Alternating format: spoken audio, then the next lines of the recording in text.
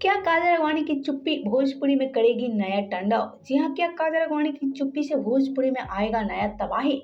जी हाँ, ऐसा हम नहीं कर रहे हैं, बल्कि ये सारी बातें तो इनके फैंस ये बात बोलते नजर आ रहे हैं कि काजल राघवानी आजकल भोजपुरी में क्यों साइलेंट है।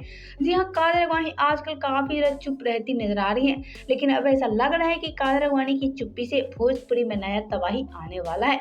लेकिन वीडियो में आगे बढ़ने से पहले वीडियो को लाइक कर ले और चैनल को सब्सक्राइब कर ले।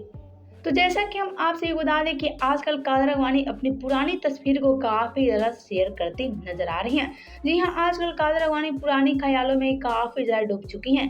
तभी तो काजल राघवानी अपनी पुरानी फिल्मों की तस्वीर आजकल काफी ज्यादा शेयर करती नजर आ रही हैं। हम आपसे ये बता दें, काजल राघवानी की सारी तस्वीर को देखकर इनके फैंस के बीच काफी ज्यादा सवाल खड़ा हो चुका है। जी हाँ, इनके फैंस का कहना है कि काजल राघवानी भोजपुरी में कुछ नया करना चाहती हैं।